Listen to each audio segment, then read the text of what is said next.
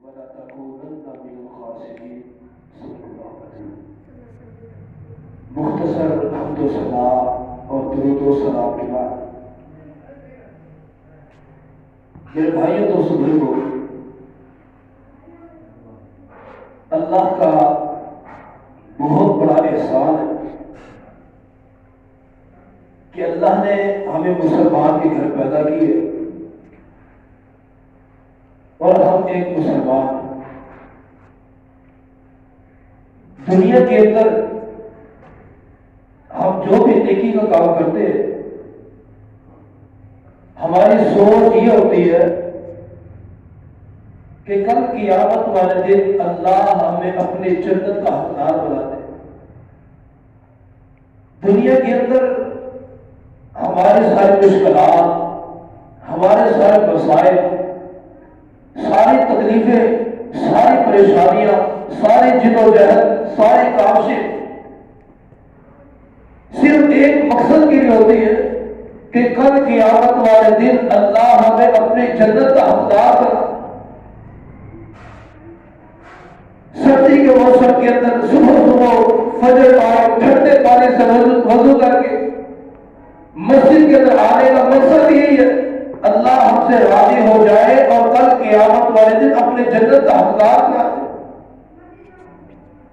اپنے کاروبار کو، دوست احباب کو، گھر بار کو، اپنے بیوی بچوں کو چھوڑ کے مسجد میں 5 وقت آنے کا مقصد یہ ہوتا ہے اللہ ہم سے راضی ہو جائے اور ہمیں جنت کا حقدار بنا دے۔ ساری کوشش ہماری اسی لیے ہوتی ہے کہ کسی بھی طریقے ہمیں کل قیامت والے دن اللہ ہمیں اپنے عذاب سے بچا دے۔ لیکن افسوس کی بات یہ ہے کہ ہمارے اندر چند ایک ایسے گناہ پائے جاتے ہیں جن گناہوں کی وجہ سے جو ہم مشقتیں، جو ہم مشکلات جھیلتے ہیں، برداشت کرتے ہیں اور نیکی کے کام کرتے ہیں، ہمارے چند ایک گناہوں کی وجہ سے ہماری زندگی کے سارے نیکیاں تباہ ہو جاتی ہیں۔ ہم نے تو پوری کوشش کے ساتھ، پوری ہمت کے ساتھ اپنے سارا کچھ قربان کر کے مسجد کے آ کے نماز پڑھی ہوتی ہے، سارا کچھ لگا کے زکات دی ہوتی ہے، بیت اللہ میں جا کے حج کیا ہوتا ہے، اپنی ساری جماعتی زندگیوں میں گزاری ہوتی ہے۔ چند ایک ہمارے ایسے گناہ ہوتے ہیں جن گناہوں کی وجہ سے اللہ ہماری نیکیوں کو ضائع کر دیتا ہے۔ ہماری زندگی کی ساری کوششیں تباہ ہو جاتی ہے صرف ایک وجہ سے کہ ہم نے چند ایک گناہوں کو ترک نہیں کیا۔ ہم گناہوں کو معمولی سمجھتے ہیں، جناب یہ تو چھوٹا سا گناہ، پھر کیا ہوا؟ یہ گناہ کرتا ہوں اس کے مقابلے میں یہ نیکی بھی تو کرتا ہوں نا، لیکن ہمیں نہیں پتا کہ اس ایک چھوٹے سے گناہ کی وجہ سے اللہ ہماری زندگی کی ساری نیکیاں تباہ کر رہا ہے۔ وہ کون سے ایسے گناہ ہیں جن سے ہماری نیکیاں تباہ ہو جاتی ہیں؟ ان میں سے چند ایک کا تذکرہ کرتے ہیں۔ سب سے پہلے اور سب سے بڑا گناہ دنیا کے اندر جس کی وجہ سے ہماری نیکیاں تباہ ہوتی ہیں، اول نمبر کے اوپر، پہلے نمبر کے اوپر وہ گناہ شرک ہے۔ شرک کی وجہ سے ہماری نیکیاں تباہ ہو جاتی ہے۔ آج ہم شرک کی دفتر کے اندر پھنس چکے ہیں۔ ہماری عورتیں پیر صاحب کے پاس جاتی ہے تعویذ لینے کے لیے، وہ پیر صاحب جس کو قرآن اللہ کا ترجمہ بھی نہیں آتا، وہ پیر صاحب جو اللہ کے اس کے رسول کی سنتوں کا کھاتے ہیں، وہ پیر صاحب جسے نماز کا ترجمہ نہیں آتا، ہمارے گھر کی عورتیں اس پیر صاحب کے پاس تعویذ لینے جاتی ہے اور وہ پیر صاحب کان کے اوپر چند حصے دے کے دیتا ہے، وہ ہم اپنے بچے کے گلے کے اوپر لٹکاتے ہیں، جو اسے پہچان ہوتی ہے یہ بندہ اللہ کا دشمن اور شیطان کا دوست۔ من اللہ کا طبیب فقط اشرک، جس نے طبیبہ کو لٹکایا، جس نے تعویذ پہنا، اس نے اللہ کے ساتھ شرک کیا، اور جس نے شرک کیا اللہ نے اس کی زندگی کی ساری نیکیوں کو برباد کر دی ہے۔ ہماری تو نیکیاں برباد ہوتی ہے نا، یہ تو چھوٹا گناہ نہیں ہے۔ اللہ تعالیٰ نے سورۃ الانعام کے اندر 18 انبیاء کا نام لے کے کہا تھا وَلَوْ أَشْرَكُوا لَحَبِطَ عَنْهُمْ مَا كَانُوا يَعْمَلُونَ۔ اے 18 انبیاء، اگر تم نے بھی اللہ کے ساتھ شرک کیا، تم وقت کے نبی ہو، لوگ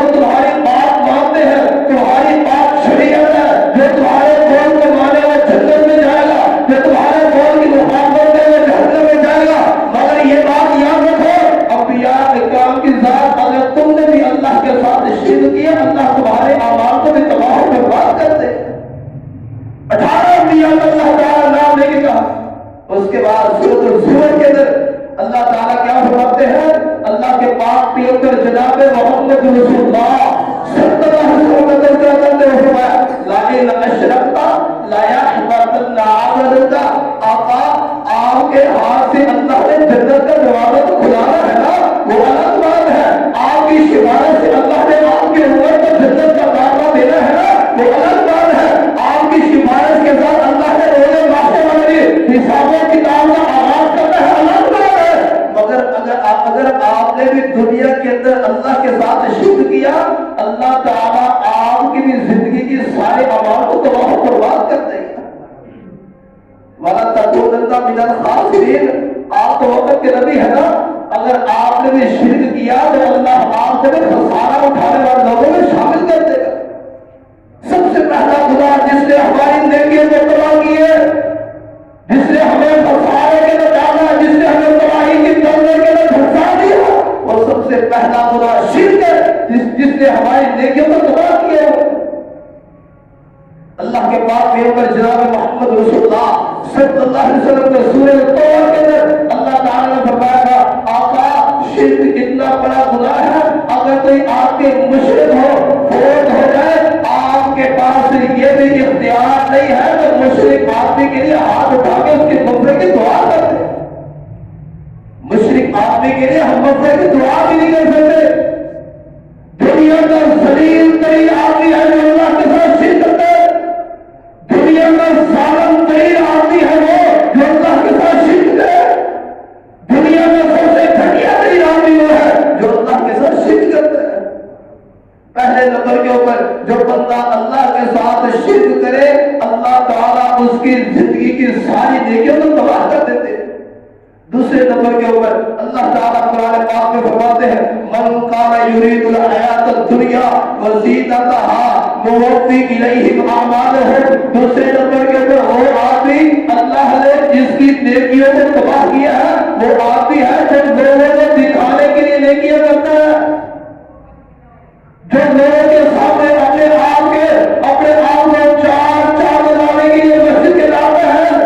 آج میں نے مسجد کے اندر ₹1,00,000 دیا ہے تاکہ مسجد کے سپیکر کے اندر نام کھجے گا فلاں چودھری صاحب نے فلاں مسجد کے لیے پیسے دیے.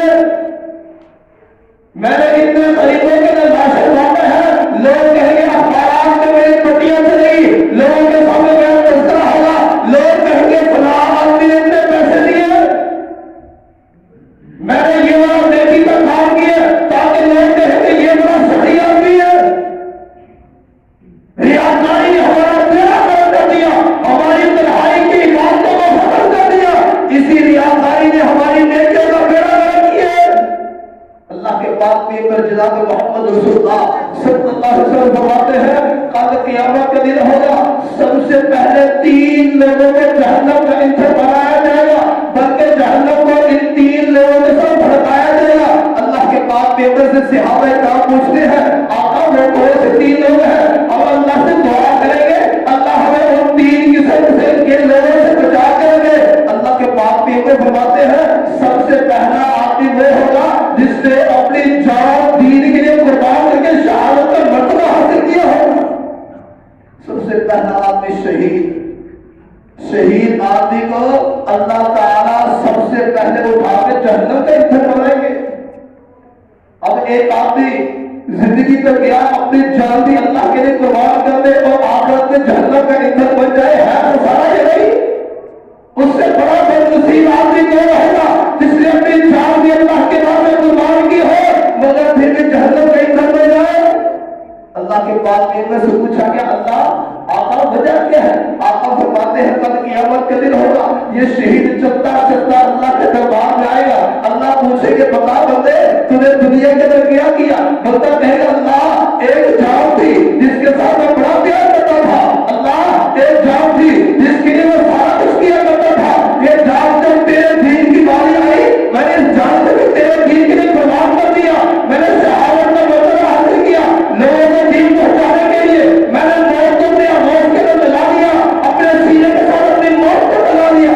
اللہ فرمائے گا بندے نہیں تو جھوٹ بولا،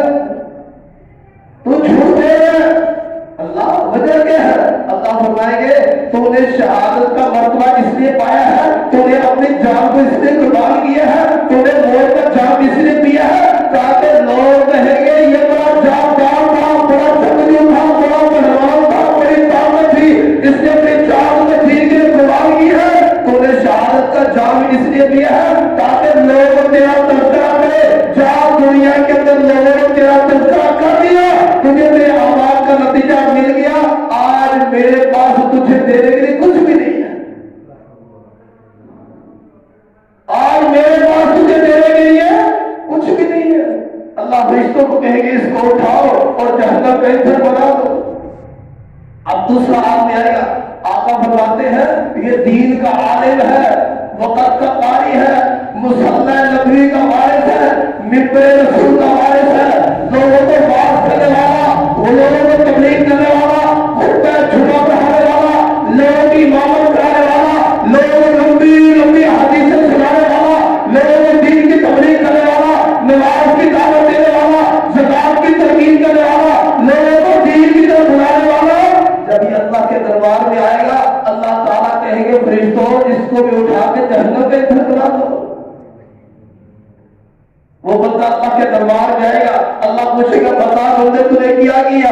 اللہ آدھی زندگی دین کا علم حاصل کیا، قرآن کو یاد کیا، حدیث سے یاد کی، جب بڑا ہوا پھر لوگوں کو دین کی تبلیغ کرنے لگا، لوگوں کو تیرے دین کے لیے بلانے لگا، علاقے میں جا کے میں نے تقریریں کی، علاقے میں جا کے میں نے جلسے کیے، لوگوں کے پاس پہنچا میں نے دین کی تبلیغ کی ہے، نماز کی تلقین کی ہے، اللہ تیرا دین میں نے پوری دنیا میں پہنچایا ہے، اس سے زیادہ کیا لاتا؟ اللہ کہے گا تو دین کی تلاوت اس لیے کیا کرتا تھا، قرآن کی تلاوت اس لیے کرتا تھا، جا کے جلسوں میں تقریر اس لیے کیا کرتا تھا تاکہ لوگ کہیں گے اس کی آواز بڑی خوبصورت ہے، یہ تقریر بہت اچھی کرتا ہے، اس کا جوش خطابت بہت باکمال ہے، لوگ تیرے تذکرے کرے، لوگ تیری تعریفیں کرے، لوگ تیرے نام سن کے باغ کرے، تیرے جلسوں کے اندر نعرے لگائے۔ تو نے تقریریں اس لیے کی تھی، قرآن کو اس لیے یاد کیا تھا، لوگ اس لیے تبلیغ کی تھی تاکہ لوگ تیرے نام کے تذکرے کرے۔ جہاں دنیا کے اندر تیرے نام کے تذکرے ہو گئے، تو نے جو محنت کی تھی اس کا اجر تجھے مل گیا، آج مجھ خدا کے پاس تیرے لیے کچھ نہیں ہے۔ کہا جائے گا اس کو اٹھا کے جہنم کے ایندھن بنا دو۔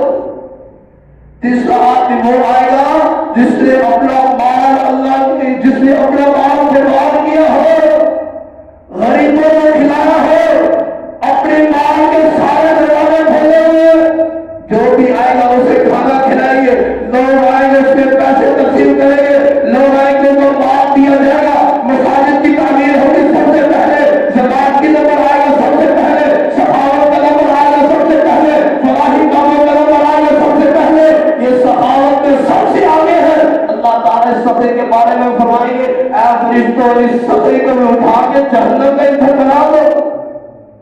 یہ دنیا میں جو مال تقسیم کیا کرتا تھا نا، دنیا میں لوگوں کو مال بانٹا کرتا تھا نا، اس کو اٹھا کے جہنم میں پھینک دو۔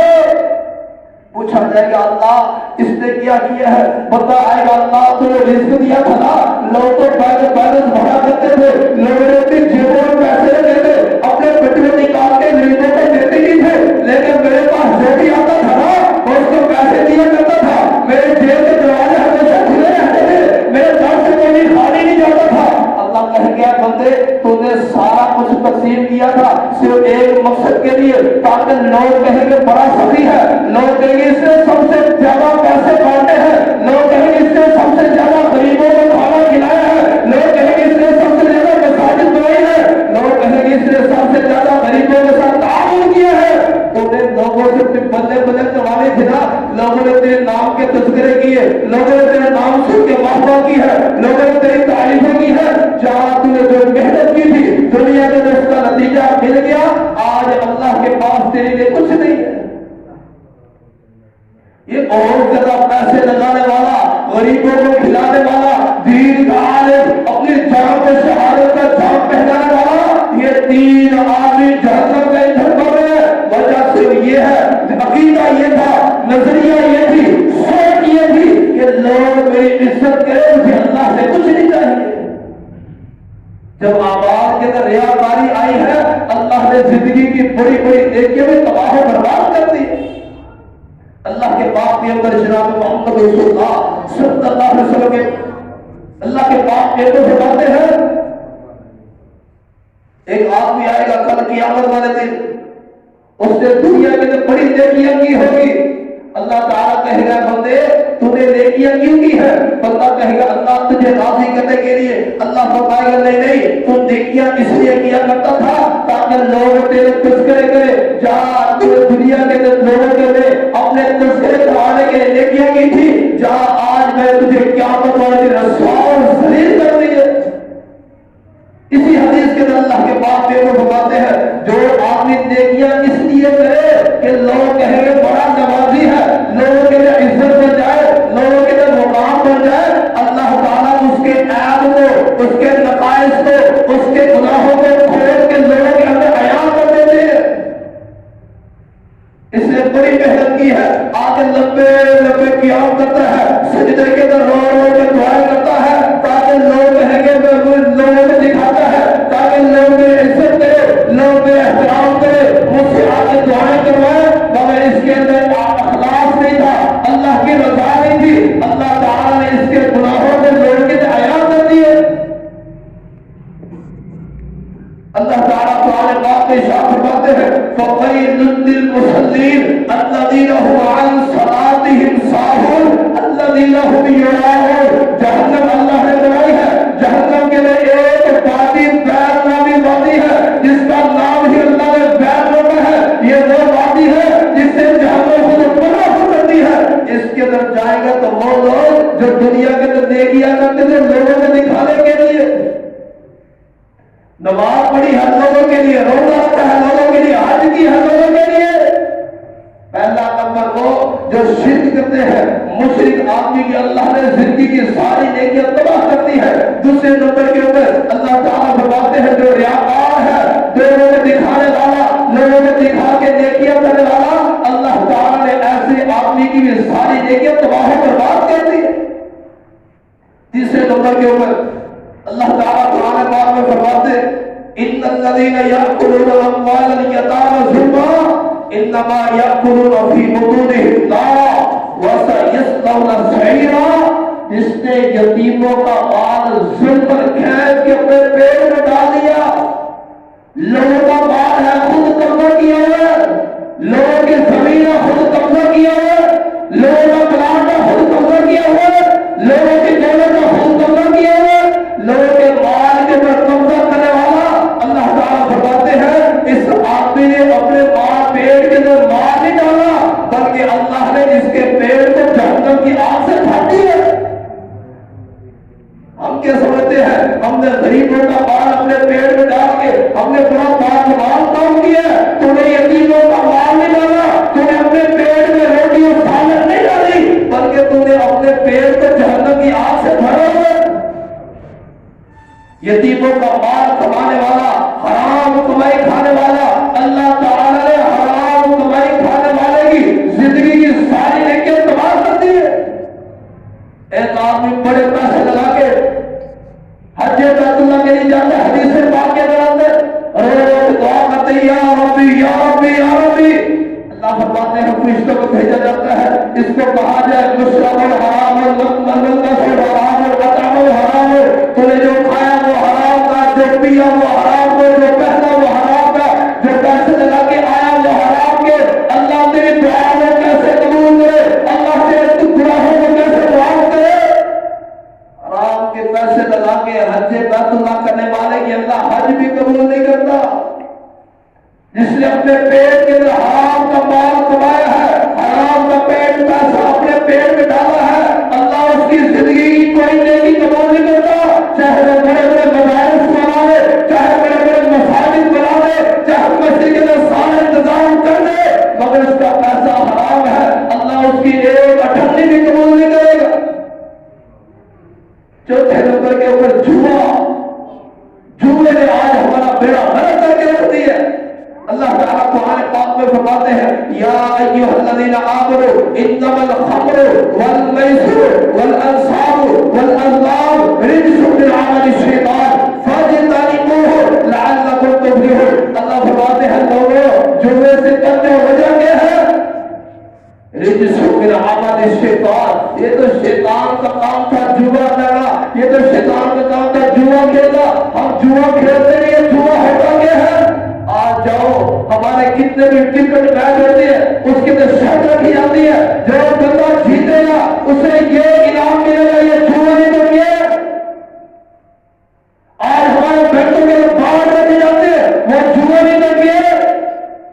पर्ची सिस्टम है, जिसकी पर्ची निकलेगी उसे मोटरसाइकिल बाइक मिलेगी, ये जुआ नहीं तो क्या। अल्लाह फरमाते हैं जो जुआ खेले, अल्लाह फरमाते हैं ये शैतान की काम है, इनसे बच जाओ। अगर नहीं बचोगे जलील हो जाओगे, लअल्लकुम तुफ्लिहून। अगर ये काम करोगे तो फलाह पाओगे, अगर नहीं करोगे तो जलील और बर्बाद हो जाओगे। 5वें नंबर के ऊपर हमारा तकब्बुर, जिससे हमारा बेड़ा गर्क किया हुआ है। अल्लाह के पाक में पर जनाब मोहम्मद रसूलुल्लाह सल्लल्लाहु अलैहि वसल्लम इरशाद फरमाते हैं, कल क़यामत का दिन होगा, आज हम बड़े अकल के चलते हैं, ज़मीन पे सख्त सख्त पाँव लगाते हैं, सीधा पाँव के चलते हैं। मैं कोई चीज हूँ, मेरे पास पैसे हैं, मेरे पास बंगला है, मेरे पास कोठी है, ये तो गरीब आदमी है, 2 टाइम की रोटी नहीं मिलती, बड़े अकल के चलता है। कल क़यामत के दिन होगा, अल्लाह के पाक में पर फरमाते हैं, अल्लाह ताला इसे चूड़ियां बना के उठाएंगे, चूड़ियां। कभी किसी के पाँव के नीचे आएगा, कभी किसी के पाँव के नीचे आएगा, ये शरीर और रसवा होगा।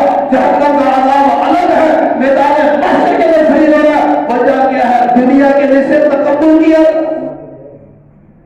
एक और हदीस के अंदर अल्लाह के पाक में वो फरमाते हैं, तकब्बुर करना अल्लाह की चादर है।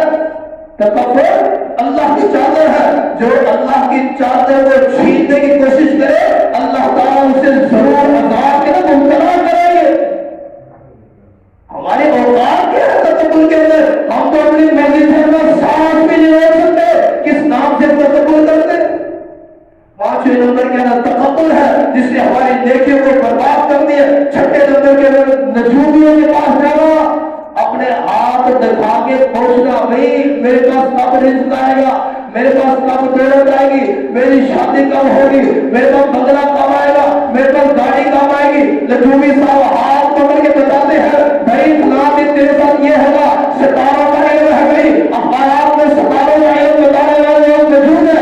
लोग हम सवाल करते हैं, फलां बुध वाला दिन मेरे लिए किया है, सवाल वाला दिन मेरे साथ क्या होगा। अखबार में बैठा नजूमी बताता है, सवाल वाले दिन तेरे लिए ये होगा, मंगल वाले दिन ये होगा। अल्लाह के पाक में वो फरमाते हैं, जो आदमी नजूमियों के पास चला जाए, अपना हाथ दिखाए या गाय की खबरें मालूम करे, अल्लाह ताला उसकी 40 दिन की नमाजों में तबाह कर देते हैं। 40 दिन की नमाजें, ठंडे पानी से वजू किया, बिस्तर को छोड़ के मस्जिद के अंदर आया, मेहनत की है, कावश की है, सिर्फ एक गलत काम किया, नवजूमियों के पास जाके गैर का इल्म पूछने की कोशिश की है, अल्लाह ताला ने 40 दिनों की नमाजों का तबाह बर्बाद कर दिया। 7वें नंबर के अंदर आखिरी बात अल्लाह के पाक के ऊपर जनाब मोहम्मद रसूलुल्लाह सल्लल्लाहु अलैहि वसल्लम की हदीस से अमाल तबाह होते हैं नौजवानों के लिए, अमाल तबाह होते हैं तन्हाई के गुनाहों से। जिसकी तन्हाई पाक नहीं है, याद रखो उससे उसकी नेकियों का कोई फायदा नहीं मिलता। जो जाकर तन्हाइयों में गुनाह करते हैं ना, याद रखो उनकी नेकियों में कोई फायदा नहीं होता। वो वक्त था जब नौजवान हाथ उठा के दुआ करता था, अल्लाह दुनिया का नज़ारा बदल के रख देता था। आज नौजवान रो रो के दुआ करता है, मगर उसे उसके पास कोई अल्लाह की तरफ से रहमत नेमत बरकत नहीं होती। वजह कि हमारी तन्हाई पाक नहीं है, खलवत के अंदर गुनाह है, तन्हाई के अंदर गुनाह है। अल्लाह के पास बेवकूफ फरमाते हैं, क्या कल क़यामत में होगा, एक आदमी आएगा, उसके पहाड़ों के बराबर नेकियां होंगी, मगर अल्लाह ताला उनको हवा बना के उड़ा के रख देगा। वजह क्या है, सबब क्या है? वो आदमी तन्हाई के अंदर गुनाह करता होगा। पहाड़ों के बराबर नेकियां है, हज भी है, ज़कात भी है, नमाज़ें भी है, सदक़ात भी है, सारा कुछ मौजूद है, मगर सिर्फ तन्हाई पाक नहीं है। अल्लाह ने जिंदगी के सारे अमाल को तबाह कर दिया। इसलिए मेरे भाई को अल्लाह से दुआ है, अल्लाह हमें नेकियां करने की तौफीक भी अता फरमाए, नेकियां करने के बाद नेकियों को संभालने की तौफीक भी अता फरमाए।